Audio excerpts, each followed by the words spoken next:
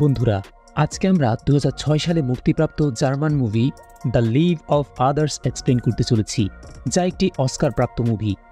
মুভিতে আমরা একজন উইসলার নামক অফিসারকে দেখতে পাব, যে কিনা একজন Stasi officer. Wiesler German secret police এজেন্সির হয়ে কাজ করেন। এখানে স্ট্যাসি এজেন্সি বলতে সেই সকল লোকদের বোঝায় যাদের কাজ হচ্ছে দেশের লোকেদের তদন্ত করা, আর উইসলারও একই কাজ করে। কিন্তু যে লোকদের উপর তদন্ত করার দায়িত্ব উইসলারের উপর পড়ে, তার সাথে জড়িয়েই উইসলারের জীবনের পুরো জীবনই বদলে যায়।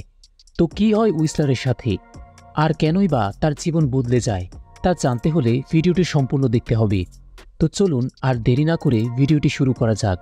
মুভিটি শুরু হয় 1984 সালকে দেখিয়ে, যেখানে আমরা একটি ডিটেনশন সেন্টারকে দেখতে পাই, আর সেই সেন্টারের ক্যাপ্টেন উইসলার ছিল। এছাড়াও উইসলার একটি স্ট্যাসি কলেজের শিক্ষকও ছিলেন, যিনি কিনা তার শিক্ষার্থীদেরকে কেস সম্পর্কে নানা কিছুই শেখাতেন। উইসলার যখন তার নতুন কেস সম্পর্কে তার শিক্ষার্থীদেরকে বলে, তখন তার এইসব কথা শুনে একজন শিক্ষার্থী বলে, আমার মতে বন্দীদেরকে এভাবে রাতে জাগিয়ে রাখাটা নির্দয়জনক কাজ।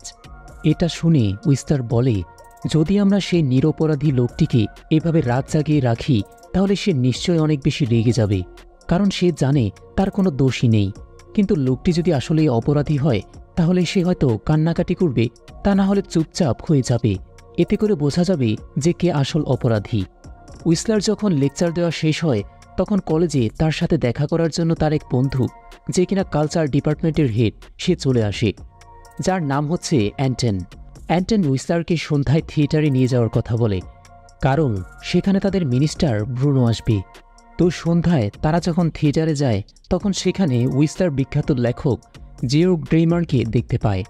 তার লেখার অনেক জনপ্রিয়তা, কিন্তু তারপরও উইসলার তাকে এক বিন্দুও পছন্দ করত না। এদিকে অ্যান্টন যখন মিনিস্টারের সাথে দেখা করে, তখন মিনিস্টারও তাকে বলে, আমারও জর্জ এবং তার গার্লফ্রেন্ডের উপর সন্দেহ হয়, আর এই কারণেই সে জর্জ এবং তার অ্যাক্টর গার্লফ্রেন্ড মারিয়ার উপর নজর রাখার দায়িত্ব অ্যান্টনকে দিয়ে দেয়।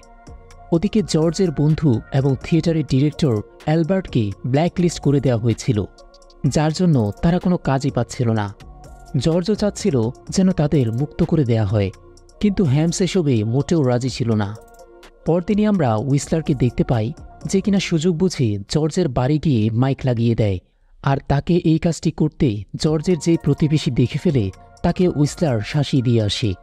ওইদিকে জর্জ যখন অ্যালবার্টের কাছে যায়, তখন সে দেখতে পায় অ্যালবার্ট কোনো কাজ না পাওয়ায় একেবারে মরিয়া হয়ে উঠেছে। তাই অ্যালবার্টকে সান্ত্বনা দিতে জর্জ তাকে বলে, মিনিস্টার হ্যামস কথা দিয়েছে যে সে তোমাকে ব্লক লিস্ট থেকে মুক্তি দিবে। আসলে তখনকার সময় জার্মানি দুটি অংশে ভাগ ছিল, একটি ছিল ইস্ট এবং অন্যটি ওয়েস্ট জার্মানি। ইস্ট জার্মানিতে সোভিয়েতের রাজত্ব চলছিল, আর তাই জর্জের মতো মুক্ত মানুষের সেখানে থাকা পছন্দ করতেন না। তো নিজেদের জন্মদিনের জন্য তৈরি হওয়ার আগেই মারিয়া জর্জকে একটি টাই গিফট করে, কিন্তু জর্জ টাই পরতে পারত না, যার কারণে সে টাই পরতে সাহায্যের জন্য তার সেই প্রতিবেশীকে ডেকে নিয়ে আসে, যে কিনা অনেক ভয় পেয়েছিল। তাই কোনো মতে সে জর্জকে টাই পরিয়ে সেখান থেকে চলে যায়। তো পার্টি শুরু হলে অনেক মানুষ তাদের বাড়িতে আসে, কিন্তু জর্জ দেখতে পায় অ্যালবার্ট একা বসে আছে, যার কারণে সে অ্যালবার্টের কাছে চলে যায় এবং তার সাথে কথা বলে। এদিকে জর্জের আরেক বন্ধু পলের একজনের সাথে লড়াই হয়ে যায়, যার মতে স্ট্যাসি ইনফর্মার এই পার্টিতে ঘোরাঘুরি করছে, যাদের জন্য অ্যালবার্টের আজ এমন হাল। এরপর পল সেখান থেকে রাগ করে চলে যায় এবং যাওয়ার আগে সে জর্জকে বলে, তুমি আমাকে তখনই কল করবে যখন ওইসব লোকেদের জবাব দেওয়ার সাহস তোমার মধ্যে জন্ম নেবে। এদিকে তাদের সকল কথাই উইসলার শুনছিল। রাতে সকলে যখন চলে যায়, জর্জ এক এক করে সবগুলো গিফট খোলা শুরু করে, আর তখন সে অ্যালবার্টের দেওয়া গিফটটিও দেখতে পায়, যা কিনা একটা মিউজিক সিট ছিল। তো এরই মাধ্যমে মারিয়া আর জর্জ একে অপরের কাছাকাছি হয়ে যায়। ওদিকে উইসলার তাদের সকল কথা নোট করে ফেলে এবং সময় হয়ে গেলে নিজের ডিউটি শেষ করে। আসলে উইসলার জানত যে হেমস মারিয়ার সাথে জোর জবরদস্তি করত, কিন্তু মারিয়া কিছু করতে পারত না, কারণ এতে করে তার ক্যারিয়ার নষ্ট হয়ে যাবে। আর তাই উইসলারকে এসব নিয়ে মাথা না ঘামিয়ে জর্জকে হেমসের রাস্তা থেকে সরানোর কাজ দেওয়া হয়।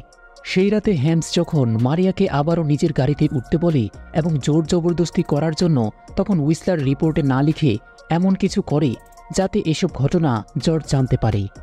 সেই দিন জর্জ মারিয়াকে হেমসের সাথে দেখে ফেলে এবং এও জানতে পারে প্রতি উইকে হেমস মারিয়ার দ্বারা নিজের চাহিদা মেটায়। এভাবেই ইউসলার জর্জের জায়গায় নিজেকে কল্পনা করে এবং তার মতো করে সবকিছু চিন্তাভাবনা করা শুরু করে দেয়। উইসলার যখন জর্জের বাসায় যেত তখন সেখানে কেউ থাকতো না, আর সেখানে গিয়ে সে জর্জের বই পড়ত। পরদিন সকালে জর্জের একটা কল আসে, যেখানে তাকে জানানো হয় তার বন্ধু অ্যালবার্ট আত্মহত্যা করেছে। এই শোকে জর্জ তার বন্ধুর দেওয়া মিউজিকটি প্লে করে, আর এইসব দেখে উইসলার নিজেও অনেক বেশি ইমোশনাল হয়ে পড়ে। এভাবে অনেক দিন কেটে যায়। একদিন উইসলারের সাথে একটি বাচ্চার দেখা হয়, যে কিনা তাকে জিজ্ঞেস করে, আপনি স্ট্যাসির সাথে কোনো কাজ করেন? যা শুনে উইসলার বলে, তুমি স্ট্যাসি সম্পর্কে কি করে জানো? যা শুনে ছেলেটি বলে, আমার বাবা বলেছে স্ট্যাসি অনেক খারাপ জিনিস, তারা নিরীহ মানুষকে ধরে নিয়ে যায়।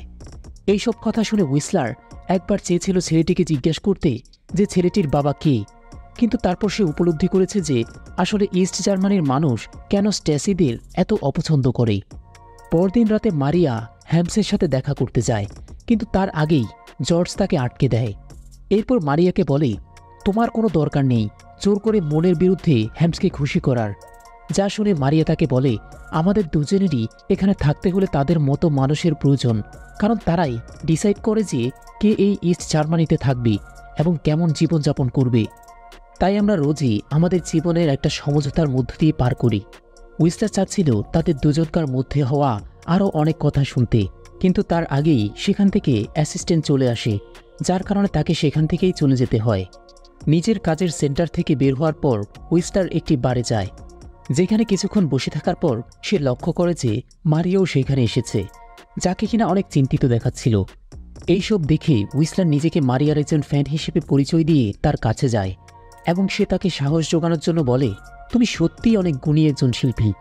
যা শুনে মারিয়া উইসলারকে বলে, যদি আমি আমার শিল্পকলার বদলে নিজের দেহটাকে বেচে দিই তাহলে আমার দর্শকরা আমার সম্পর্কে কি ভাববে? যা শুনে উইসলার বলে, তোমার এইসব কাজ করার কোনো দরকার নেই, কারণ তুমি অনেক ট্যালেন্টেড, তোমার মধ্যে সকল ধরনের গুণ রয়েছে, এবং তার থেকে বড় কথা হচ্ছে দর্শকের ভালোবাসা তোমার জন্যই রয়েছে।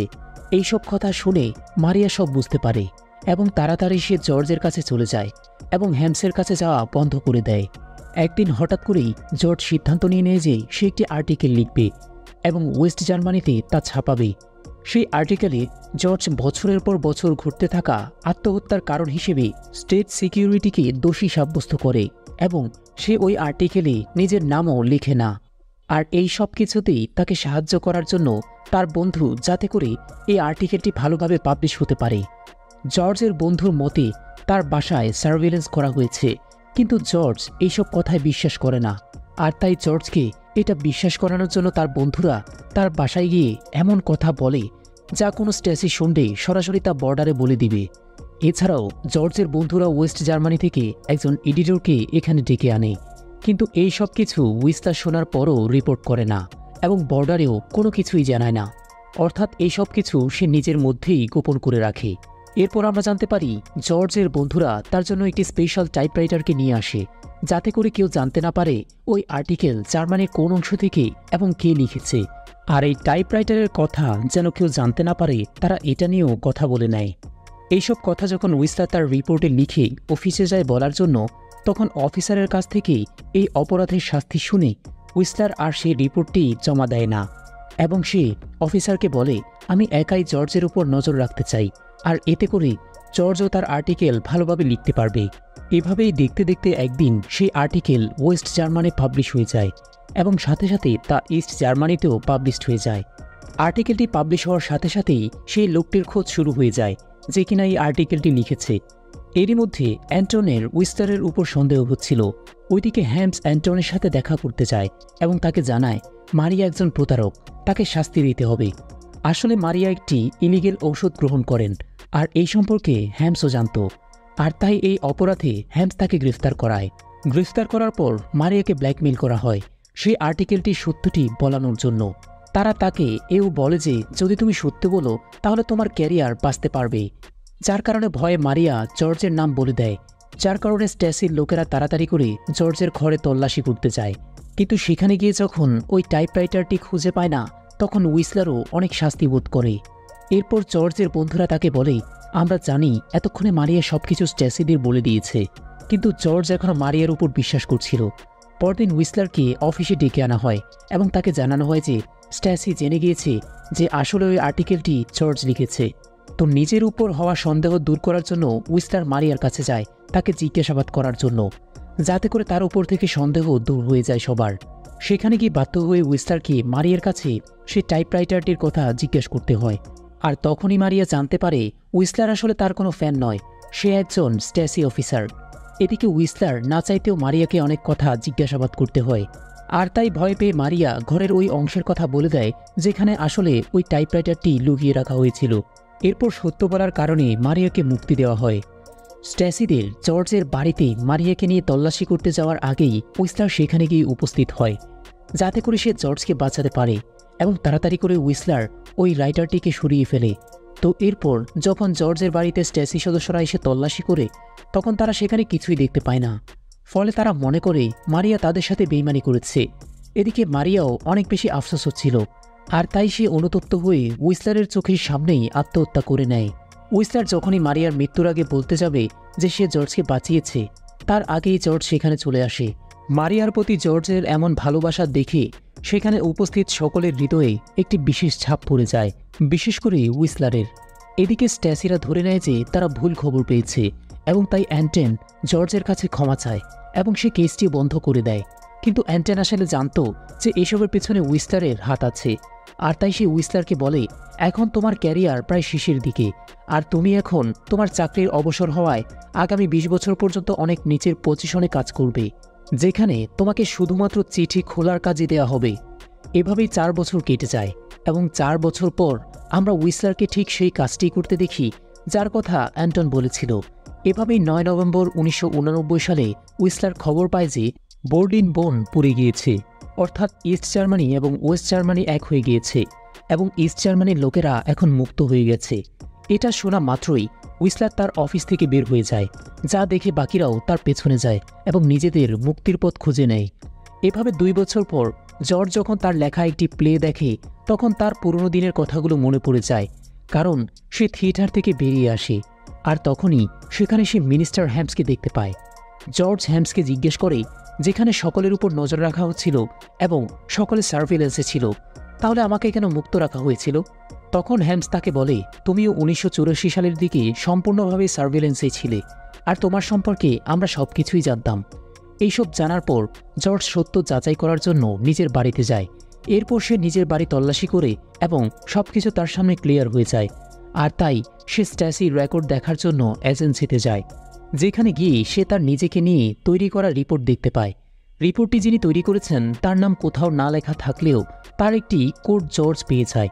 সব ফাইল চেক করার পর জর্জ বুঝতে পারে যে সেই সময় টাইপরাইটারটি সরিয়ে ফেলা হয়েছিল। সেই সময় মারিয়া বন্দী ছিল, অর্থাৎ তাকে মারিয়া নয় বরং অন্য কেউ বাঁচিয়েছিল, আর তাকে যে অফিসারটি বাঁচিয়েছিল তাকে নিজের পদ পর্যন্ত হারাতে হয়েছে। এরপর জর্জ সেই অফিসারের একটি রেকর্ড পায়, যেখানে তার ছবি এবং ডিটেলও ছিল, যা দেখা মাত্রই জর্জ ওই অফিসারকে খুঁজতে বেরিয়ে যায়, যাতে করে সেই লোকটিকে একবার হলেও থ্যাঙ্কস জানাতে পারে। এরপরে জর্জ যখন হুইসলারের খোঁজে বেরিয়ে যায়, তখন সে দেখতে পায় হুইসলার এখন একটি সাধারণ পোস্টম্যানের জব করছে এবং নিজের জীবন একাই কাটিয়ে দিচ্ছে। হুইসলারকে দেখে জর্জ বুঝতে পারছিল না যে সে কী করে হুইসলারকে থ্যাঙ্কস জানাবে এবং কী করেই বা তার সামনে যাবে, তাই সে হুইসলারের সাথে দেখা করেনি। এরপর আরও 2 বছর কেটে যায়। হঠাৎ একদিন হুইসলারের চোখে একটি বইয়ের দোকানের উপরে পড়ে যায়। সেখানে সে জর্জের প্রকাশিত একটি বই দেখতে পায়। বইটির নাম অ্যালবার্টের দেওয়া সেই গানটির নামে রাখা হয়েছে। বইটি খুলে হুইসলার দেখতে পায় জর্জ তাকে এই বইটি উৎসর্গ করেছে, আর তাই সে শুধুমাত্র ওই বইটি ক্রয় করে। বিক্রেতা যখন হুইসলারকে জিজ্ঞেস করে বইটি কি আপনি কাউকে গিফট করবেন, তখন শেষ মুহূর্তে এসে হুইসলার তাকে একটাই রিপ্লাই দেয়, না, এটি আমার জন্যই। আর এরই মাধ্যমে এই অস্কারপ্রাপ্ত মুভিটি এখানেই শেষ হয়ে যায়। ভিডিওটি যদি ভালো লেগে থাকে তাহলে লাইক দিন এবং চ্যানেলটিকে সাবস্ক্রাইব করতে ভুলবেন না।